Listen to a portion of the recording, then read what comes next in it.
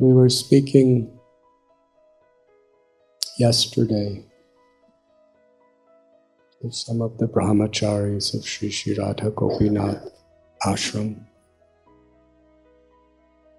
about how for our service to be pleasing to Krishna, to our gurus, they must be offered with gratitude. Otherwise, it's not really a quality of service.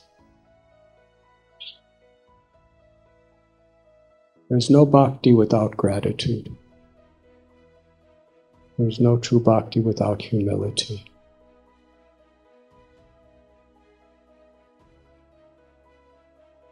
That's not a detail. That's at the heart of Srimad Bhagavatam, Chaitanya Charitamrita.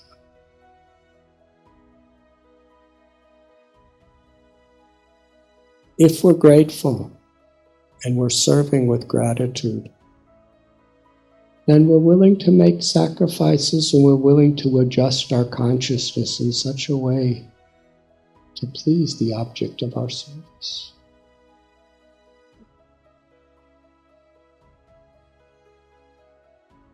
What I saw in Srila Prabhupada and what I see in Srimad Bhagavatam and Sri Chaitanya Charitamrita is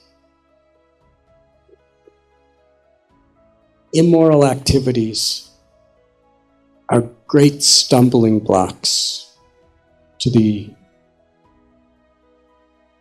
awakening of bhakti. But even more than that is being ungrateful. That is such a stumbling block. And yet we think we're making advancement.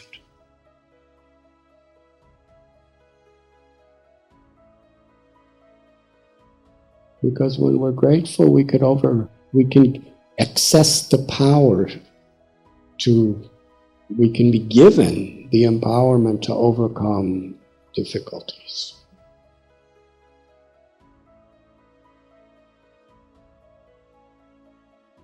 Durvasa Muni was a very strict person,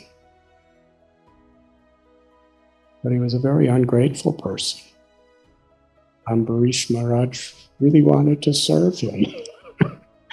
Instead of being grateful for Ambarish Maharaj, even if he made some mistakes, instead of appreciating, he became angry. He became critical. And there are story after story like that.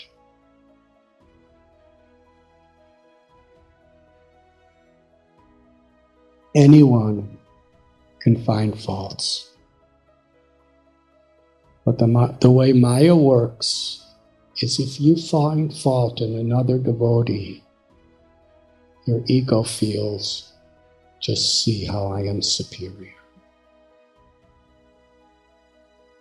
I have such power, I have such greatness, I have such scholarship that I have the right to find fault with others.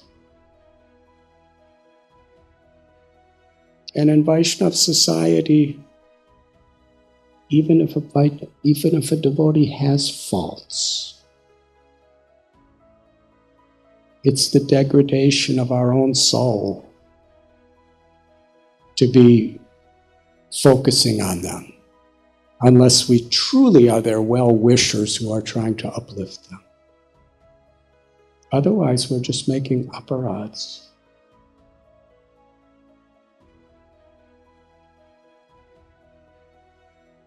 So there's faults everywhere. Prabhupada would always be correcting and readjusting the consciousness of his devotees. Because it's such an addiction to find faults.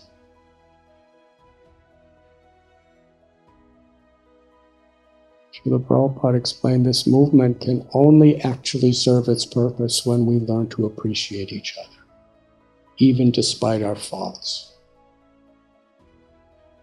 Not that we just let people do the wrong things,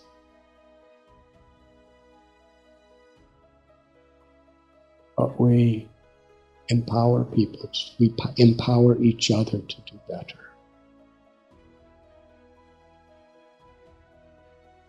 If we're in a particular specific role as a leader where people are under us, sometimes like a parent, we have to correct.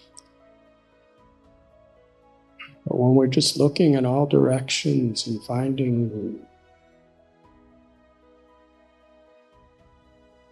you're going to find if you look for them.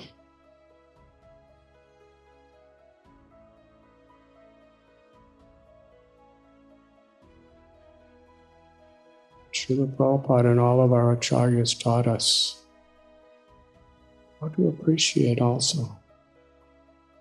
Because in this world, not everything is going to go the way we want them to go.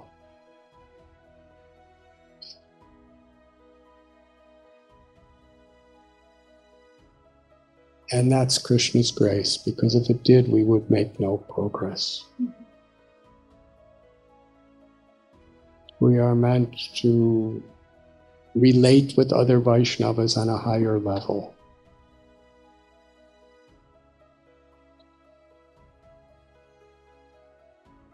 Srila Bhakti Siddhanta Saraswati Thakur, when he would see devotees finding faults with each other, he would sit them in front of each other face to face and order them, tell me the good qualities of this person.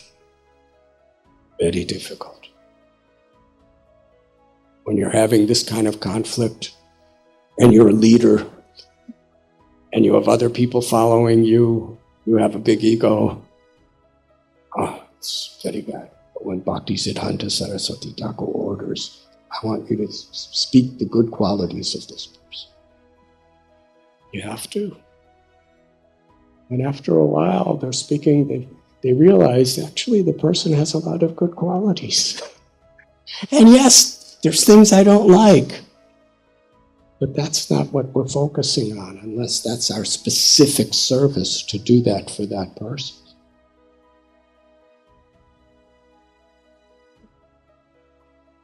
So for our community to really grow, we must be very, very strong in empowering each other to perform our sadhana properly, perform our service with enthusiasm. But that's not really going to happen unless we empower each other to give up our fault-finding tendencies. In other words, to be grateful.